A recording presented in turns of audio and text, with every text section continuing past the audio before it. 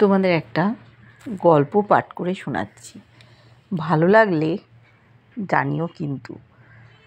গল্পটির নাম মালা। লেখিকা সুজাতা কর। ছায়া মেয়েটাকে দেখছিলেন। আজ 7 দিন হলো ওনার বাড়ির কাজে ঢুকেছে। খুব অল্প বয়সে বিয়ে করেছে। বরটাও নাকি ছেলে মানুষ।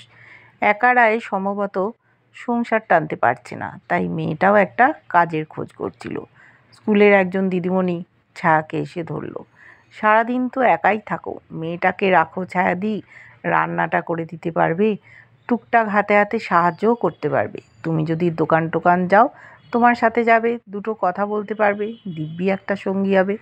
কিছু টাকা ধরে দিও আর দুপুরের খাওয়াটা তোমার সাথে খাবে। ছায়ার আপত্তি কিছু ছিল না। ছেলে বৌমা পুনেতে থাকে, উনি সারাদিন বাড়িতে একাই থাকেন। একা রান্নার ঝকমারি কিছু নেই। কিছু একটা রান্না করে এঘর ওঘর ঘোরেন আর গল্পের বই পড়েন। আজকাল টিভি চ্যানেলে আর চালানো যায় না বলতে গেলে। এখন ওনার একমাত্র সঙ্গী গল্পের বই। এমনিতে সুস্থ, কিন্তু ছেলে ভয় পায় বলে রাতে ঠিকে কাজের মেয়ে মানদা এসে ঘরের মেঝেতে শুয়ে থাকে। তাই একটা বাচ্চা মেয়ে দিনের বেলায় সাথে থাকলে অসুবিধে কিছু নেই, কিন্তু অসুবিধেটা অন্য জায়গায়। বলেছিলেন ওই রকম অল্প বয়সী মেয়ে আমার সাথে সময় কাটাতে পারবে না বানি। আমি টিভি দেখি না যে ও দুটো সিরিয়াল দেখতে পারবে। চোখের সামনে মোবাইল ঘাঁটাঘাঁটি করলে বড় বিরক্ত লাগে। আর ওরা দেখি আজকাল সারাদিন ফোনে বকবক করে। কথা বলার অত কাকে পায় জানি না, তবে আমি একা থেকে অভ্যস্ত। অত বকর বকর করলে আমার অশান্তি লাগবে। তার থেকে বাবা এই ঠিক আছি। ছায়া ওই স্কুলেরই পুরনো টিচার, রিটায়ার করেছেন আজ বছর 4 হলো। স্কুলের সাথে যোগাযোগটা মোটামুটি ভালোই আছে, তাই ওই দিদিমণি ছাড়লেন না। না ছায়াদি, তুমি মেয়েটা সম্পর্কে যা ভাবছো ও সেরকম নয়। ও টিভি দেখতে চাইবে না, ওর ফোনও নেই যে কারোর সাথে কথা বলবে। তুমি বরং যদি পারো তো ওকে একটু পড়া দেখিয়ে দিও। মেয়েটা চাইছে মাধ্যমিকটা পাশ করতে। শেষ কথাটায় ছায়া একটু নাড়া খেয়েছিলেন। ঠিক আছে, মেয়েটাকে একবার পাঠাস, কথা বলে দেখি। মেয়েটাকে দেখে ছায়ার ভীষণ পছন্দ হয়ে গেল।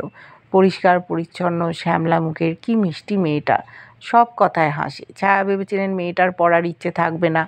অতীত অভিজ্ঞতায় দেখেছেন কাজে ঢোকার আগে ওরকম কথা অনেকে বলে, কিন্তু সত্যি সত্যি বই নিয়ে বসতে ওদের কারো ইচ্ছে করে না। কাজ শেষে সবাই নিজের মতো সময় কাটাতেই ভালোবাসে, কিন্তু মেয়েটার পড়ার ভীষণ আগ্রহ। সকালবেলা এসে চট করে নিজের কাজগুলো আগে সেরে নেয়, তারপর গুটি গুটি বই নিয়ে ছায়ার সামনে এসে বসে। মেয়েটা ছোট হলে কি হবে, খুব চটপটে আর রান্নার হাতও ভালো। প্রথম দিন বলেছিল তুমি কেমন রান্না পছন্দ করো একদিন বলে দেবে, তারপর থেকে দেখবে আমাকে আর কিছু বলতে হবে না, আমি নিজের মতো করতে পারবো। সত্যি রান্নাঘরটা দারুণ সামলাচ্ছে। প্রথম দিন জিজ্ঞেস করে জেনে নিয়েছিল। তারপর থেকে 11টার সময় রোজ 1 কাপ লিকার চা দিয়ে যায়, কোনো দিন ভুল হয় না। ছায়া একদিন জিজ্ঞেস করেছিল তুই এত কাজের হলি কি করে।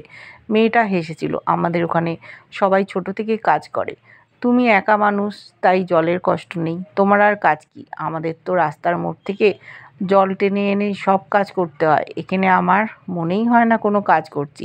মেয়েটা সকালবেলায় চলে আসে, দুজনে একসাথে টিফিন খান, তারপর কিছুটা পড়া হয়, কিছুটা নিজেদের মধ্যে গল্প হয়। ছায়া ওর ছোট্ট সংসারটার কথা জানতে চান। মেয়েটা দাদা বৌদির গল্প অবাক হয়ে শোনে। দুজনের মধ্যেই 7 দিনেই মোটামুটি অসম একটা বন্ধুত্ব তৈরি হয়েছে। তার থেকেও বড় কথা, ছায়া দেখলেন বহুদিন বাদে পড়াতে পেরে ওনার নিজেরও ভীষণ ভালো লাগছে। মনে হচ্ছে ওনার অতীতের জীবনটা ফেরত পেয়েছেন। পড়া শেষ হলে দুজনে খেতে বসেন।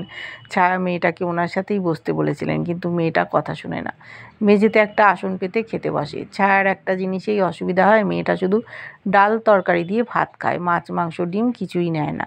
শেষে অনেক ভেবে বলেছেন তুই বাপু নিজের মতো কিছু একটা করে নিস, আমি বুড়ো মানুষটা ভালো মন্দ খাবো আর তুই শুধুমাত্র ডাল তরকারি দিয়ে খাবি, এটা আমার মোটেও ভালো লাগে না। মেয়েটা হেসেছিল, আমার আর কিছু লাগবে না, আমি এটাই ভালো খাই। আজকেও মাছওয়ালা সকালবেলা বাড়িতে মাছ দিয়ে গেছে। রঘু দামটা একটু বেশি নেয়, কিন্তু মাছটা টাটকা দেয়। ছায়া দেখলেন মাছটায় নুন হলুদ মাখানোর সময় মালা কেমন অদ্ভুতভাবে মাছটার গায়ে হাত বোলাচ্ছে। ছায়া একটু অবাক হলেন। উনি রোজই মালাকে মাছ নিতে বলেন, কিন্তু মালা কোনো দিনই নেয় না, উল্টে বলে আমার নিরামিষই ভালো লাগে। আজকে মোড়াটা টেনে রান্নাঘরের সামনে বসলেন। মালা, বাড়িতে মাছ নিয়ে যাবি? তুই না খাস, তোর বর খাবে।